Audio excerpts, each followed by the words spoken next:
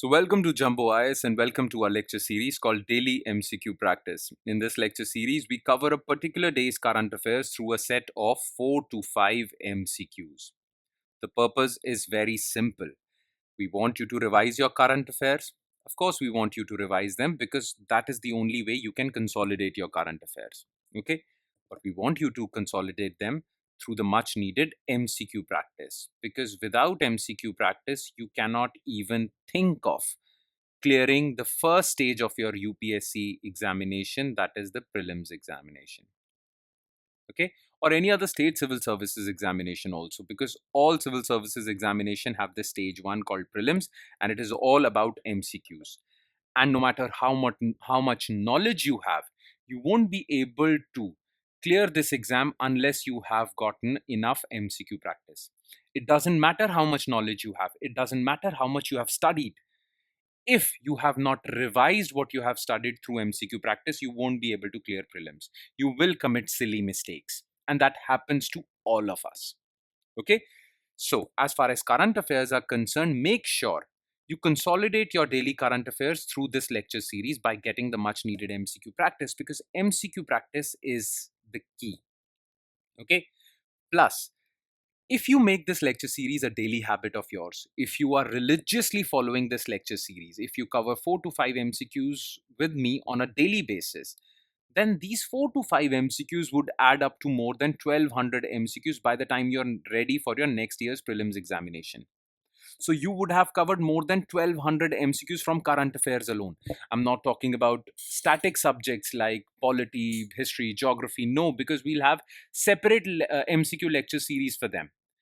This lecture series is wholly dedicated to current affairs. Okay, and you would have gotten 1200 MCQ practice from current affairs alone. That is more than enough. Okay, and if you make this lecture series a part of your daily routine, and if you cover each and every one of these 1200 MCQs, then you wouldn't fear current affairs while sitting for your prelims examination. You would feel so confident as far as current affairs are concerned while giving this examination. So make sure you make this lecture series a daily habit of yours. All right? Okay. Enough of the introduction. Let's start the discussion with question number 1. Consider the following statements regarding livestock census. It is conducted every year to carry out a head count of the number of domesticated animals. Since 1947, a total of 20 livestock censuses have been carried out so far. The 2024 livestock census would be the first ever fully digitized census. How many of the above statements are correct? Okay. So livestock census is basically a census of domesticated animals, cattle, poultry, fishes, right? All the domesticated animals, basically animal rearing. Okay, so it actually counts the number of domesticated animals. But the census is calculated every 5th year. Okay, not every year. The last census was in 2019, and now the latest one would be in 2024. So it is carried out every 5th year, not every year. So this statement is false. Now, livestock censuses have been going on since 1919. And since 1919, 20 livestock censuses have been conducted so far. 2024 will be the occasion for 21st livestock census. Okay, so livestock censuses have been going on not since 1947; they have been going on since 1919. So this is also false. Now, 2024 livestock census would be the first ever fully digitized. No, 2019 census was the first fully digitized livestock census. 2024 will be the second one. Okay, because now government is in the habit of conducting fully digitized censuses. So it was not 2024, it was 2019. So this is also false. No statement is correct. D. Question number 2. Which of the following statements are correct regarding Make in India aerospace program?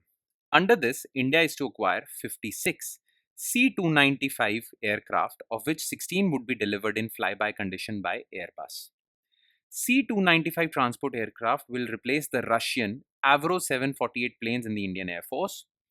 The remaining 40 aircraft will be manufactured and assembled by Tata Advanced TASL, Tata Manufacturing Factory of Tata, at Vadodara facility. Okay.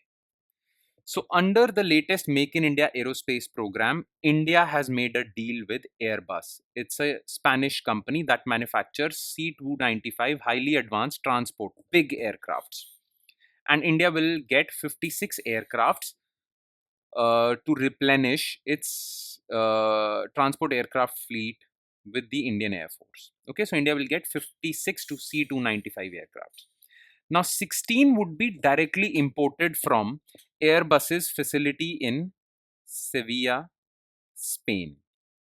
So, 16 would be directly imported. Okay, and 40 of the remaining aircrafts would be manufactured in India. Okay, in a factory owned by Tata in Vadodara. Okay, so first statement is correct, third statement is correct.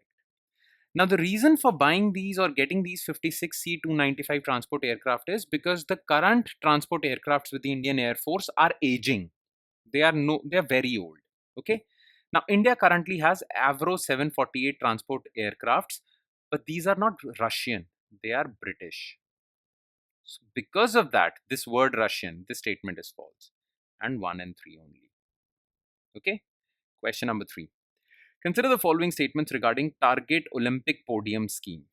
It was launched by Ministry of Youth Affairs and Sports in 2014 to improve India's medals tally at Olympics and Paralympics. Mission Olympic Cell is a dedicated body created to assist athletes who are selected under TOP scheme.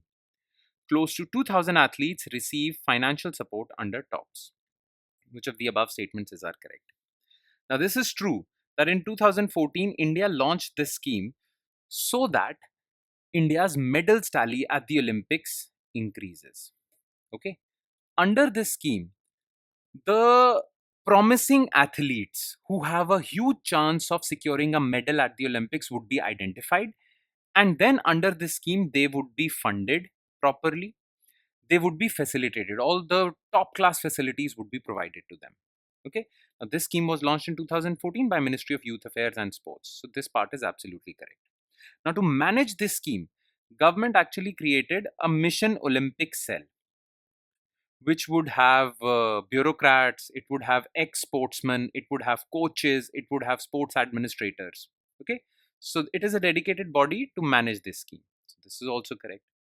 Now, under this scheme, currently there are 300 athletes that have been identified and are being funded under this scheme. Not 2,000. 2,000 is a lot.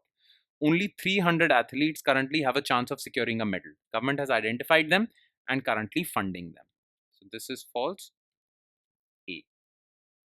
Question 4. Which of the following statements are correct regarding Hasdeo Aran forests? These forests referred to as lungs of Odisha. This region is rich in coal fields, which has led to many conflicts with the tribals inhabiting the region. 9 species of Hasdeo Aran coalfield are under Schedule 1 of Wildlife Protection Act 1972. Okay. Now, Hasdeo Aran forests are found in northern tribal belt of Chhattisgarh. Okay, not Odisha. And they are a very dense and very large forest region. It is a very dense and very large forest region. And these trees also provide a lot of oxygen because plants, after photosynthesis, provide oxygen. That is why these forests are known as lungs of Chhattisgarh, not Odisha, because they are in Chhattisgarh. Okay, so they are called lungs, but lungs of Chhattisgarh, not Odisha. But the problem is that this region is also rich in coal, and for India's development, India needs coal. Now, if you give coal mining projects to big industrialists in this region, that would lead to destruction of forests in that area. Okay. Now, that is bad for environment. It is bad for biodiversity. But it is also bad for the tribals living in that region because tribals are dependent for their livelihood on these forests. And that is why whenever coal mining projects are allotted to different big companies in that area, it leads to conflict with the tribals. Tribals always protest. So this is right. Plus, this area is very important for environment. In fact, 9 species in this region are put under Schedule 1 of Wildlife Protection Act. Now, the species which are put in Schedule 1 of Wildlife Protection Act get the maximum protection from the government because they are threatened. Okay, so 9 species are found in this area. So this area is also very important from the perspective of biodiversity. All right, so 2 and 3. And last, consider the following statements regarding mangrove forests in India. Bhitarkanika mangrove forests in Odisha are the second largest after Sundarbans of Bengal. Mangroves are salt-tolerant trees and shrubs typical of estuarine and intertidal regions.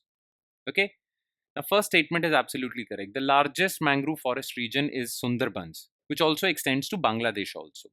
But second rank is held by Bhitarkanika mangrove forest of Odisha. So this is correct. Plus, mangroves are those trees which float on water and they grow in salty water, especially in areas where river water, fresh water, and salty water of the oceans or sea meets, estuaries, tidal regions. So this part is also correct. Both statements are correct. And with that, we conclude today's session.